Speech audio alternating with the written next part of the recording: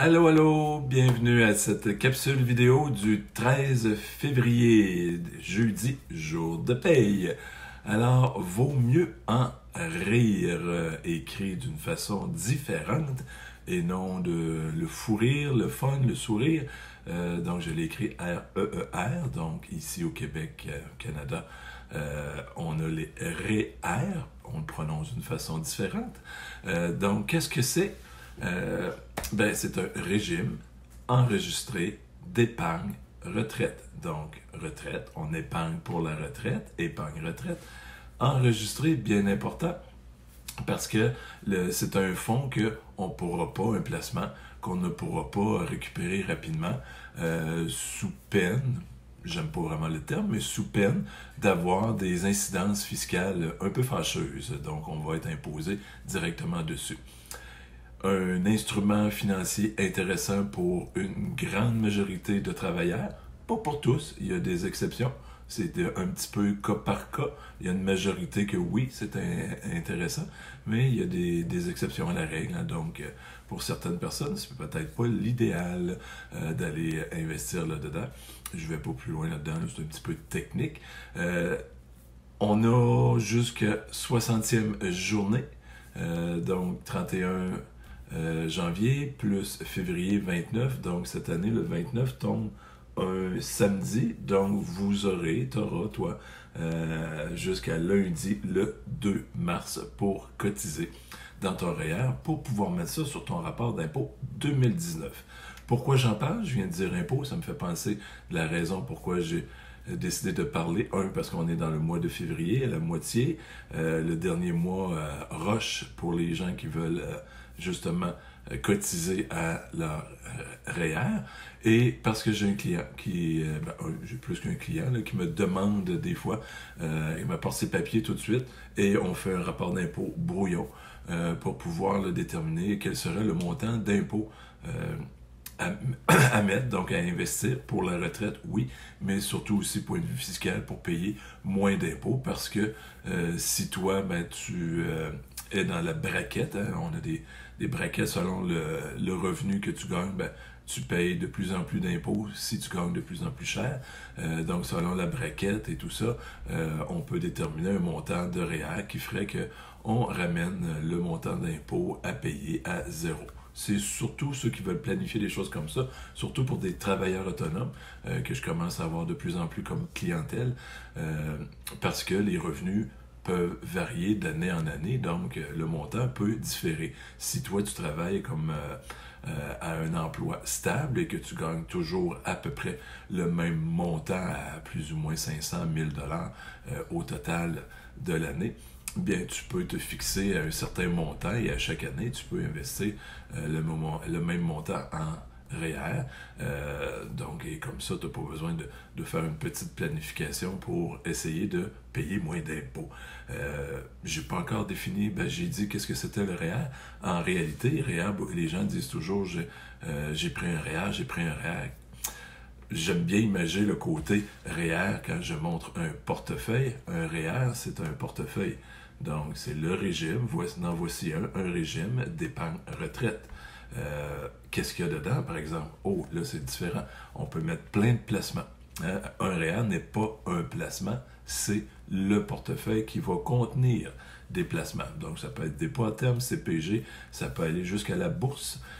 Si tu as certaines habilités, bien sûr, les placements sont à l'abri de l'impôt, te redonnent un retour d'impôt sur ton rapport d'impôt. Comme je dis, il y a des exceptions qui fait que c'est pas toujours des retours.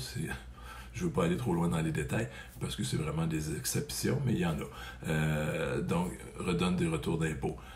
Donc, important de comprendre le concept du portefeuille. Et j'investis, souvent les gens vont dans des fonds mutuels, ou est-ce que c'est un placement qui va être diversifié dans différentes compagnies, qui va être peu risqué jusqu'à beaucoup risqué, selon un grand terme, un jargon, ton aversion au risque. En bon français, ça veut dire, est-ce que si je te place tes sous dans un placement trop risqué, ça va t'empêcher de dormir? Donc, quel risque tu es prêt à prendre? Parce qu'il y a des placements qui peuvent être à haut risque. Donc, oui, tu peux faire un très grand rendement, comme tu peux faire une très grosse perte. Donc, si tu n'aimes pas jouer dans ce genre de risque-là, ben, tu vas vouloir peut-être aller dans un peu plus modéré, ou est-ce que, oui, ça te donne des rendements moins élevés en moyenne, mais ça donne aussi de moins grosses pertes. Donc, si tu dors mieux avec ça, et il y en a qui aiment mieux le côté vraiment là, stable, donc un CPG, c'est un rendement garanti, un dépôt à terme, c'est des rendements garantis. C'est un choix personnel. Les institutions financières, quand tu vas là, à l'intérieur, il y a un formulaire et qui pose, des fois c'est 5, peut-être plus, ça dépend de la grandeur des formulaires. Ou est-ce qu'ils veulent vérifier un peu tes connaissances en investissement, en placement, et à partir de là, de te guider. Le formulaire va pouvoir leur dire, ben toi, tu es plus style très aventurier dans tes placements. Donc, on va te proposer des choses.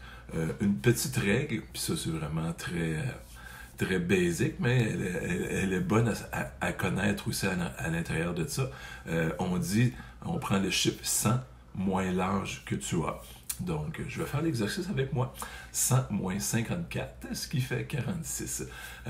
Donc, je devrais mettre 46% de placement à haut risque et 54 à moins gros risque. Donc, plus mon âge avance, donc si j'aurais 80 ans, je devrais mettre 80 en sécurité et je pourrais me permettre encore un 20% là, un peu plus à risque. Ce qui veut dire, dans le sens inverse, si toi qui m'écoutes, tu as tout près de 20 ans, donc tu aurais possibilité dans cette règle-là de dire, ben, je prends 80% de ce que je place et je le mets à plus haut risque et un petit 20% de sécurité.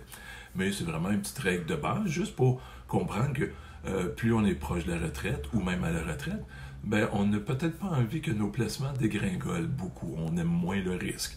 Tandis que plus on est jeune, moi je suis quand même rendu pas mal moitié-moitié là-dedans, plus on est jeune, ben, plus on est prêt à avoir des pertes. Et le capital, en principe, est moins gros aussi. On est prêt à absorber des pertes, des plus grosses pertes, pour aller chercher des plus gros gains. Petite règle du 100 moins l'âge qu'on a. Donc, c'était ça, les petits conseils d'aujourd'hui. Les REER, si tu as aimé, ben, je te demande de partager et tu peux même venir sur mon site Le Financier, autant le site internet. J'ai joué justement dedans hier et avant-hier. Non, hier et un petit peu ce matin pour essayer d'améliorer des petites choses. Donc, tu peux venir me visiter sur mon site Le Financier, LEPHYNANCIER. C'est un amalgame entre le mot physique, donc j'aime enseigner, rendre pratico-pratique les finances. Et aussi, si tu veux, tu peux venir me rejoindre, là, liker ma page Le Financier écrit pareil, LEPHY. De toute façon, je vais le mettre soit en haut ou en bas de la vidéo après qu'elle soit là installée sur Facebook. Tu pourras directement cliquer sur le lien et venir liker. Donc, tu pourras recevoir à l'avance les notifications quand j'envoie des informations sur cette page-là Facebook. Et en même temps, quand je fais la vidéo, comme là aujourd'hui, ben, en direct, les gens qui sont abonnés ont eu des petites notifications en disant « Oups, il y a une petite vidéo qui vient de commencer ». Donc, sur ça, je te souhaite une agréable fin de journée en ce jeudi 13 février, jour de paye. N'oublie pas, demain, la fête de l'amour. Bye bye!